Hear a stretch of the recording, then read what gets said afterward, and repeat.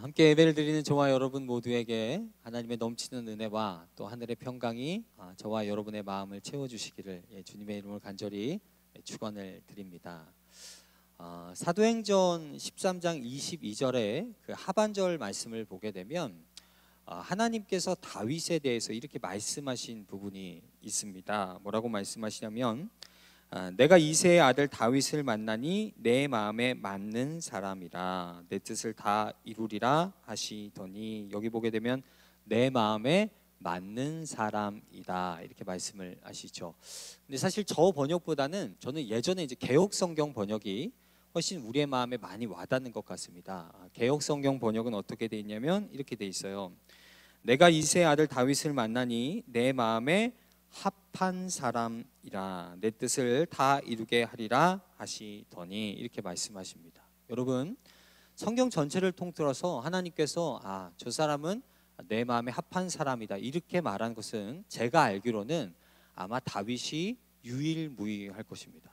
그만큼 저 표현을 보게 되면 하나님께서 지금 저 다윗이라는 사람을 얼마나 신뢰하시는지가, 그 신뢰의 굳건함이 사실 잘 드러나 있습니다. 그게 이제 하나님께서 저를 향한 굳건한 그런 신뢰죠. 그런데 한번 이런 질문 한번 해보십시오. 반대로 한번 생각해 보세요. 저게 하나님께서 다윗이라는 사람을 향한 하나님의 신뢰라면, 반대로 이 다윗이 하나님을 향해서 가지고 있는 신뢰는 도대체 어떤 정도일까?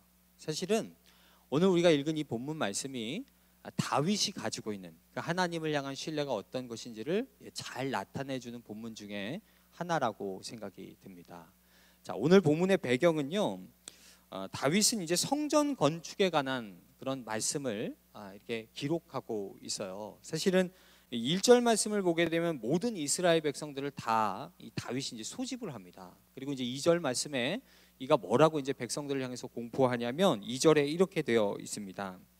이에 다윗 왕이 일어나서 이르되 나의 형제들 나의 백성들아 내 말을 들으라. 나는 여호와의 언약궤 곧 우리 하나님의 발판을 봉안할 성전을 건축할 마음이 있어서 건축할 재료를 준비하였으나, 이렇게 이야기하죠. 저기 보게 되면 언약궤라는 단어가 나오는데, 언약궤는 여러분 잘 아시는 것처럼 하나님의 임재를 상징하는 궤입니다. 그런데 그 궤가 있을 만한 장소, 하나님의 성전이 필요하다는 거죠. 그게 바로 예루살렘 성전입니다. 그래서 다윗이 이제 저 성전을 건축할 마음이 있다는 거예요. 그래서 마지막에 보시게 되면 건축할 마음이 있어서 건축할 재료를 준비하였으나 이렇게 되어 있습니다. 여러분, 다윗이 성전 건축을 위해서 어느 정도의 재료를 준비했는가? 사실은 이 본문 밑에 부분부터 이 이야기가 시작이 되거든요. 자, 몇 가지를 한번 짚어보시게 되면 11절, 12절 우리가 읽진 않았지만 보시게 되면 이렇게 되어 있습니다.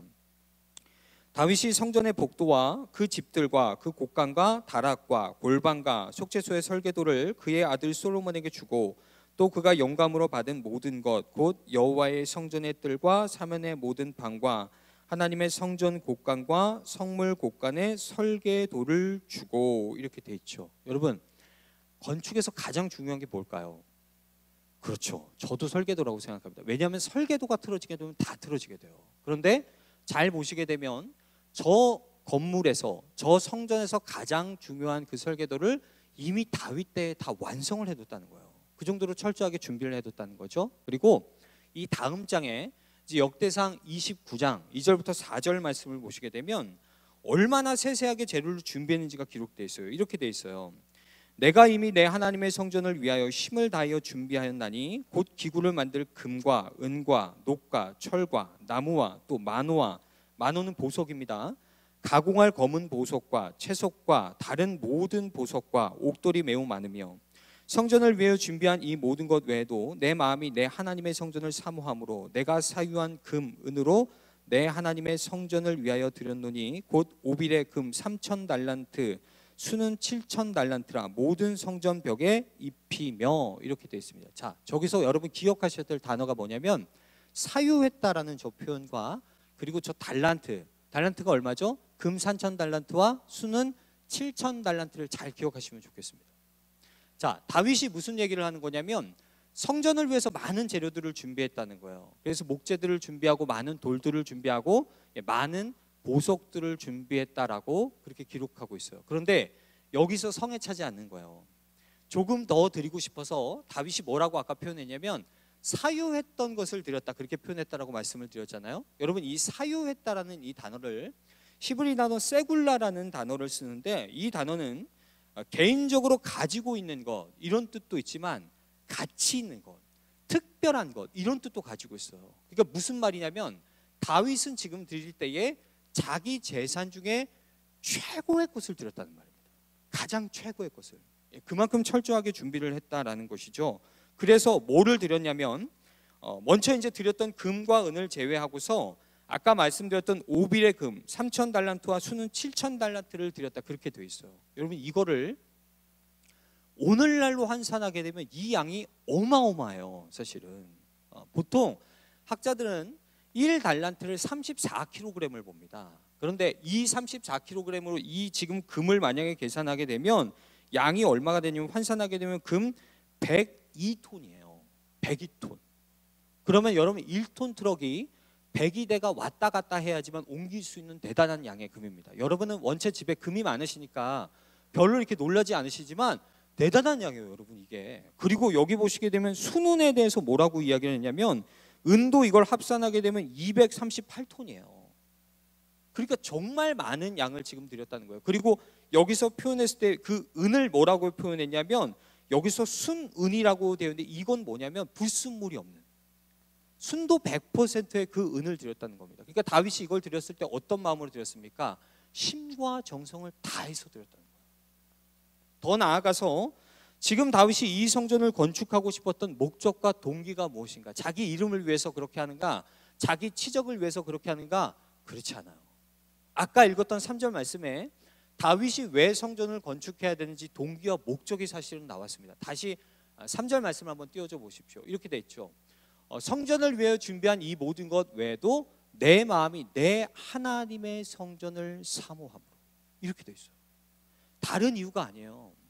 그냥 정말 순수하게 그 하나님을 사랑했기 때문에 내가 이 모든 것을 드렸다라고 다윗이 자기가 성전을 짓는 목적과 동기에 대해서 밝혀주고 있는 것입니다. 이게 다윗 안에 보여지지 않는 그런 하나님을 향한 마음이죠.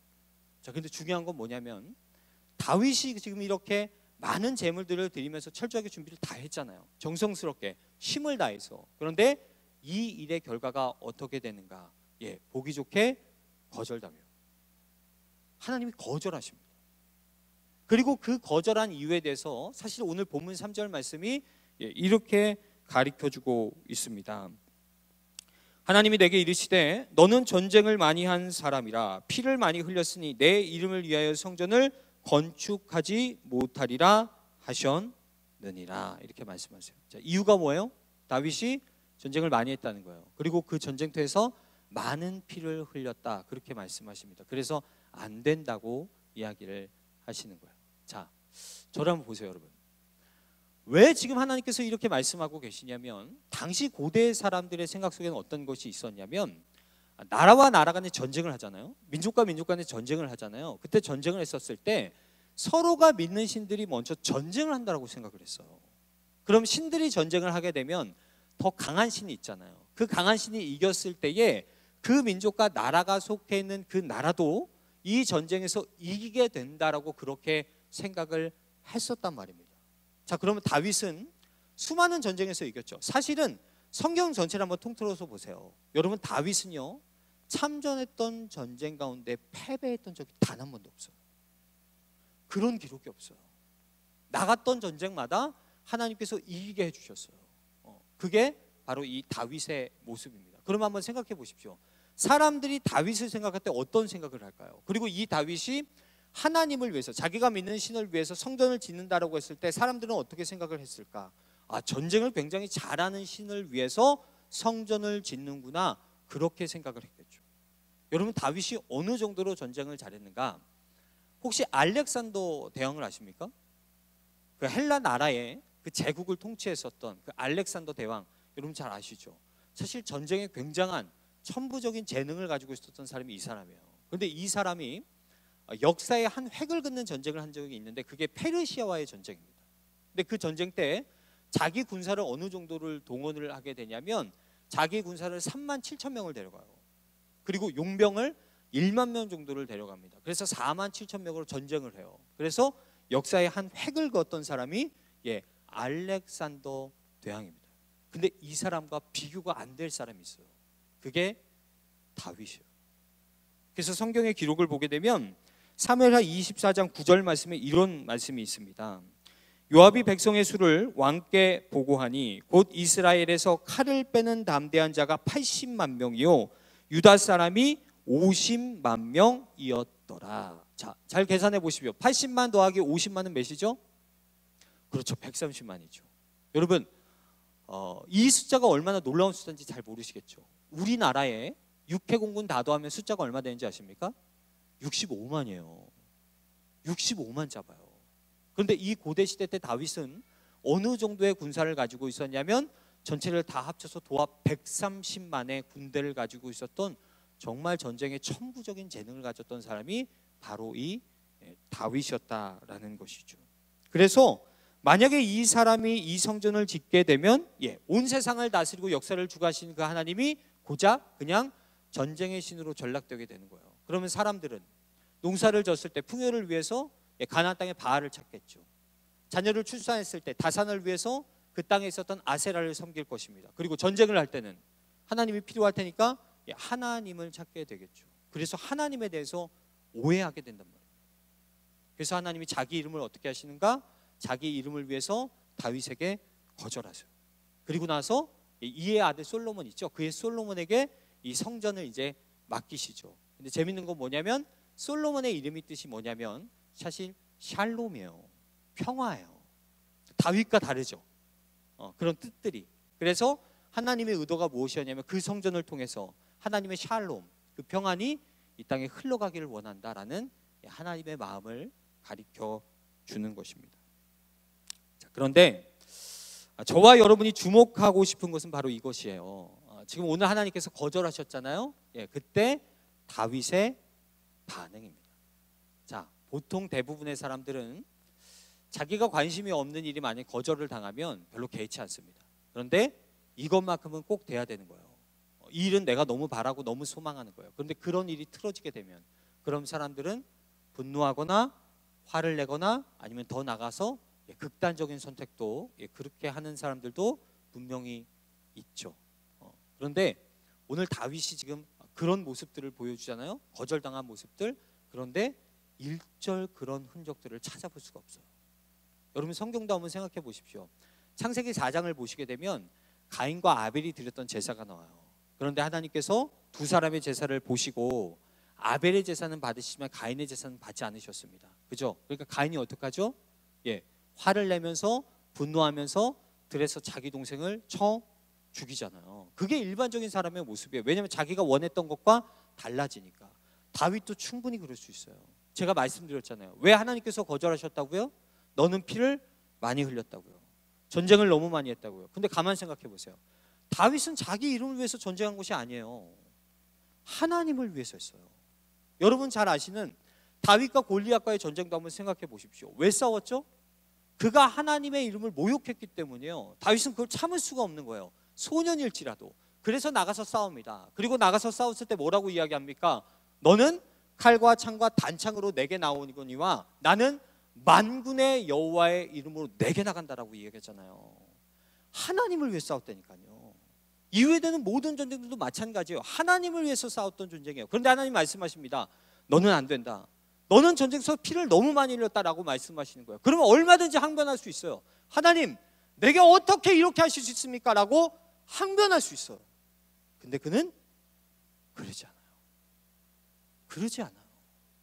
그런 흔적이 없어요. 다윗이 어떻게 하나님에 대해서 그런 항변조차 하지 않을 수 있는가? 사실 결정적인 답을 오늘 본문 4절 말씀이 주고 있습니다. 4절이 이렇게 되어 있어요.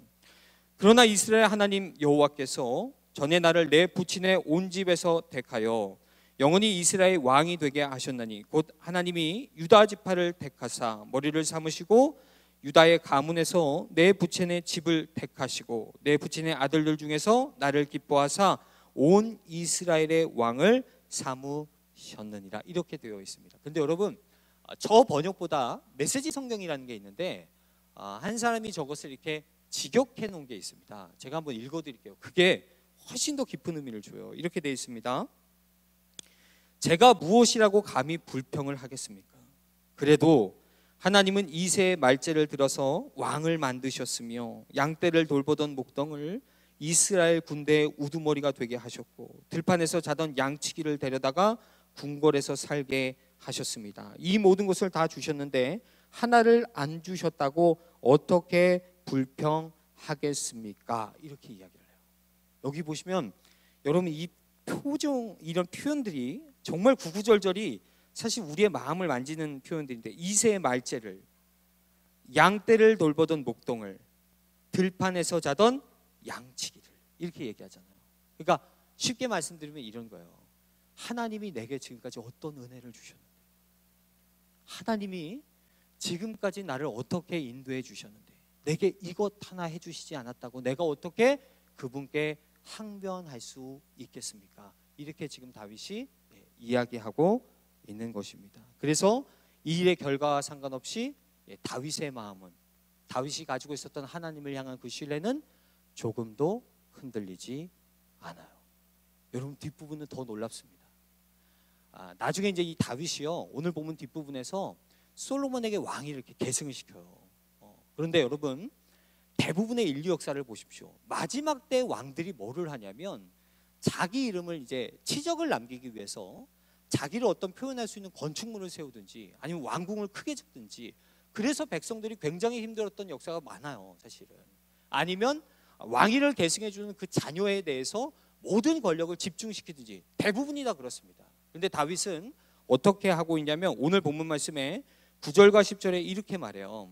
모든 백성을 불러 모아놓고 내 아들 솔로몬아 너는 내 아버지의 하나님을 알고 온전한 마음과 기쁜 뜻으로 섬길지어다. 여호와께서는 모든 마음을 감찰하사 모든 의도를 아시나니 내가 만일 그를 찾으면 만날 것이요 만일 내가 그를 버리면 그가 너를 영원히 버리시리라.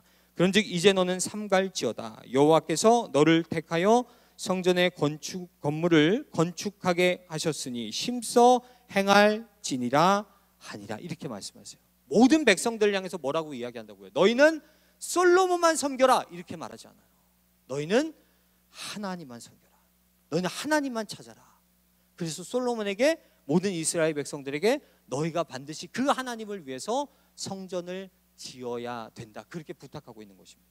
그리고 다윗의 마지막 때에 죽기 직전에 솔로몬을 향해서 유언을 남기는 부분이 있어요. 이것도 놀라워요. 여러분 열왕기상 1장 29절 마지막 말씀에 이렇게 되어 있습니다. 왕이 이르되 내 생명을 모든 환난에서 구하신 여호와께서 살아 계심을 두고 맹세하노라 이렇게 말해요. 자, 저 표현을 한번 잘 보세요. 죽기 직전이잖아요.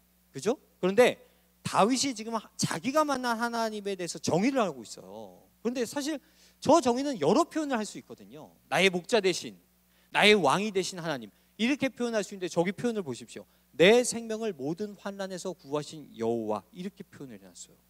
여러분 저 표현에는 어떤 의미가 담겨져 있냐면 내가 믿는 하나님 당신은 당신의 선택과 판단이 늘 옳습니다. 당신은 선하신 분입니다. 이런 의미를 가지고 있어요. 그래서 내가 지금까지 돌아보게 되었을 때 내가 가지고 있는 뜻과 내가 가고 싶은 길과 설사 충돌이 되었다라고 할지라도 내가 당신의 판단과 당신의 선택을 따라갔을 때 그 모든 환난들을 피해갈 수 있었습니다. 그것이 내가 믿는 여호와 하나님입니다 라는 그런 믿음의 고백을 그가 드리고 있는 것입니다. 조금도 변함이 없잖아요.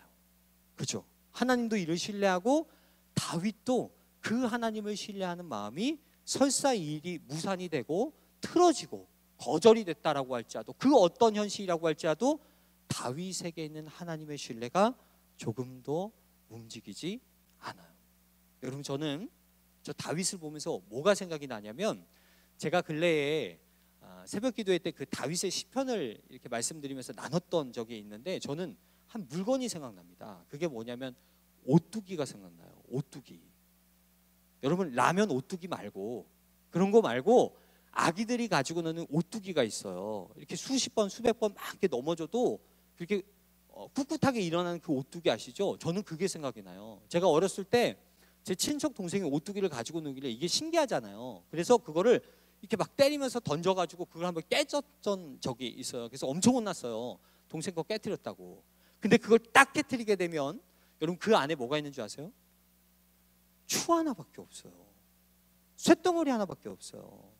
그 쇳덩어리 하나가 이 오뚜기가 수십 번 수백 번 넘어진다라고 할지라도 다시금 일으켜 세운다는 것이죠. 여러분 지금 다윗 안에 보여지지 않는 그 중심의 추가 보이세요? 이 말씀을 보면서 여러분 저는 그게 보이거든요. 그의 중심 안에 있는 추 하나가 있어요. 그게 뭐냐면 하나님이에요. 아무리 자기 현실과 자기 상황과 자기가 맞는 뜻과 자기가 가고 싶은 길이 틀어지고 거절이 된다라고 할지라도 아무리 수십 번 그 상황들이 뒤운다라고 할지라도 다윗은 다시금 자기의 중심을 찾습니다. 그 하나님을 신뢰하는 마음. 왜냐하면 그의 안에 하나님이 분명히 살아 계시기 때문에 그래요. 그래서 보여지지 않는 그의 중심에 하나님이 역사하고 계신다는 것을 이 본문을 통해서 보여주고 있는 것이죠. 자, 사랑하는 성도 여러분, 오늘 이게 다윗이지만 한번 이제 말씀을 나누시면서 이 다윗이 가지고 있는 신뢰와 지금 저와 여러분이 가지고 있는 신뢰를 한번 이렇게 비교해 보셨으면 좋겠습니다. 여러분 우리는 얼마나 하나님을 신뢰하고 있을까요? 사실 신뢰라는 단어 굉장히 많이 쓰잖아요. 여러분 제가 말씀 한 가지만 더 이렇게 읽어드릴게요. 성경 속에서 이 신뢰라는 단어와 관련된 말씀, 대표적인 말씀이죠. 이사야서 26장 3절 말씀이거든요. 자, 주께서 심지가 견고한 자를 평강하고 평강하도록 지키시리니 이는 그가 주를 신뢰함이니이다. 이렇게 말씀하세요. 그러니까 주를 신뢰하는 자는 늘 평강한 길을 걸어간다, 이런 말입니다. 근데 저기서 신뢰하다라는 저 히브리 단어를 바투아흐라는 단어를 씁니다. 근데 이 단어는 어떤 뜻이 있냐면 기댄다라는 뜻이 있어요. 자, 상상해 보세요. 제가 여기 뒤에 있는 벽을 기댈 거예요.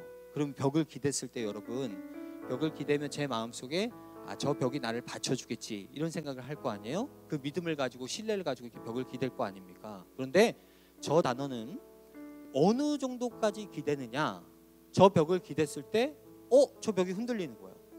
저 벽이 넘어가는 거예요. 그래도 끝까지 신뢰한다는 의미가 있어요. 그래서 바닥에 꿍 하고 넘어질 때까지 신뢰한다는 그런 뜻이 있어요. 다윗의 신뢰가 이런 거예요. 자기 계획과 안 맞잖아요. 자기가 원했던 게 아니잖아요. 그럴지라도 그 하나님을 믿고 끝까지 신뢰하는 게 이 다윗의 신뢰다라는 것입니다. 저와 여러분의 신뢰는 어떨까요?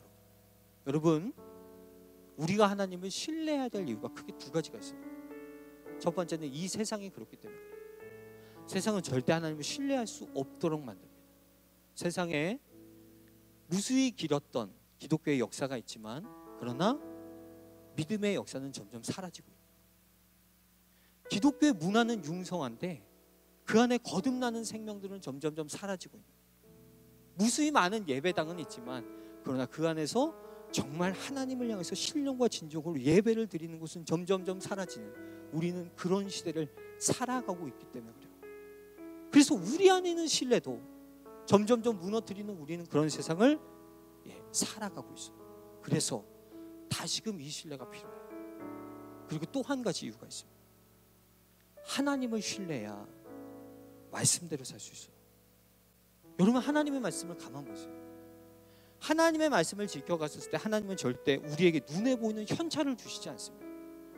대부분의 말씀은 보이지 않는 약속이에요. 약속 어음과 같아요. 우리는 반대로 얘기해요. 하나님, 내가 이렇게 하지 않더라도 하나님 먼저 주시면 내가 그렇게 할 수 있을 텐데 라고 하나님께 먼저 요청하지만 하나님은 그렇게 말씀하지 않으십니다. 너희가 이걸 하면 내가 이렇게 해주겠다라고 먼저 우리 가운데 요청하세요. 근데 신뢰가 없으면 절대 그게 걸어갈 수 없어요. 어떻게 걸어갈 수 있겠어요? 그분은 신뢰하지 못하는데 이 말씀대로 어떻게 살 수 있겠어요? 그래서 우리 가운데 그 신뢰가 다시금 회복돼야 돼요. 만약에 이 밤에 이 다윗이 가졌던 신뢰를 회복하는 자가 있다면 하나님은 마음껏 쓰십니다. 정말 마음껏 쓰십니다. 어디를 내놓아도 어떤 자리를 맡겨도 전혀 걱정할 것이 없잖아요. 이런 다윗과 같은 사람인데, 그죠? 네, 그게 저와 여러분이었으면 좋겠습니다. 다시금 오늘 기도하고 찬양하고 또 말씀을 비추면서 나가실 때 행여나 우리에게 무너진 신뢰가 있다면 하나님 다시금 우리에게 회복시켜 주십시오. 마지막 때에 하나님께서 하나님의 사람을 찾으실 텐데 우리 모두가 그런 사람이 될 수 있게 도와주십시오. 무엇보다도 우리 하늘빛 교회가 그런 교회 되게 도와주십시오. 우리 그런 마음으로 같이 찬양하고 기도했으면 좋겠습니다.